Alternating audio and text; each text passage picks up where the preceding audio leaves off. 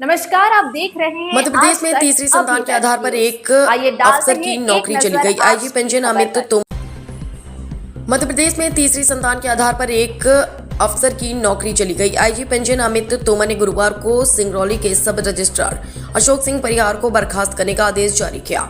यह कार्रवाई मुख्यमंत्री डॉक्टर मोहन यादव की उस घोषणा के 48 घंटे बाद हुई है, जिसमें उन्होंने कहा था कि 2 से अधिक संतान होने के आधार पर किसी कर्मचारी की नौकरी नहीं जाएगी। अफसर को बर्खास्त करने का आदेश गुरुवार को जारी किया गया है। यह शुक्रवार को सामने आया। दरअसल अशोक सिंह परिहार के खिलाफ शिकायत की गई थी कि शासकीय सेवा के दौरान उनकी तीसरी संतान का जन्म हुआ है। मामले की जांच के लिए पहले कारण बताओ नोटिस जारी किया गया और बाद में विभागीय जांच बैठाई गई। जांच अधिकारी के रूप में वरिष्ठ जिला पंजीयक जबलपुर पवन अहिरवार को नियुक्त किया गया था। जांच में सामने आया कि परिहार की तीसरी संतान अभिषेक सिंह का जन्म 19 नवंबर 2003 को हुआ था। कलेक्टर सिंगरौली की संयुक्त जांच समिति की रिपोर्ट, जन्म संबंधी दस्तावेज और अन्य अभिलेखों के आधार पर आरोपी सही पाए गए। जांच अधिकारी ने 9 दिसंबर 2025 को सौंपी अपनी रिपोर्ट में भी परिहार को दोषी माना था। जवाब में परिहार ने कहा था कि उन्हें 2 से अधिक संतान संबंधी नियम की जानकारी नहीं थी और विभाग की ओर से भी इस संबंध में कोई विशेष जानकारी नहीं दी गई थी।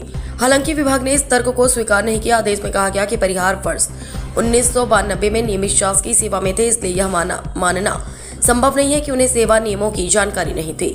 मुख्यमंत्री डॉक्टर मोहन यादव ने 9 जून को सामान्य प्रशासन विभाग GAD के उस ड्राफ्ट प्रावधान को निरस्त करने के निर्देश दिए थे, जिसमें 2 से अधिक जीवित संतान वाले उम्मीदवारों को सरकारी सेवा के लिए अपात्र घोषित करने का प्रस्ताव था। मुख्यमंत्री ने ड्राफ्ट को पोर्टल से हटाने और संशोधित प्रस्ताव जारी करने के निर्देश भी दिए थे। इसके बाद माना जा रहा था कि 2 से अधिक संतान से जुड़े मामलों में कर्मचारियों को राहत मिल सकती है। पंचायत विभाग का कहना है कि मुख्यमंत्री की घोषणा के अनुरूप अब तक कोई संशोधित शासकीय आदेश जारी नहीं हुआ है। ऐसे में विभाग ने वही नियम लागू माना जो वर्तमान में प्रभावी है। इसी आधार पर सब रजिस्ट्रार के खिलाफ बर्खास्तगी की कार्रवाई की गई। 10 मार्च 2000 को जारी अधिसूचना के अनुसार जिन व्यक्तियों की 2 से अधिक जीवित संतान है, उनमें से किसी एक संतान का जन्म 26 जनवरी 2001 या उसके बाद हुआ, वे शासकीय सेवा के लिए पात्र नहीं माने जाते। परिहार का मामला इसी प्रावधान के दायरे में पाया गया। अशोक सिंह परिहार के पास विभागीय अपील का विकल्प मौजूद है।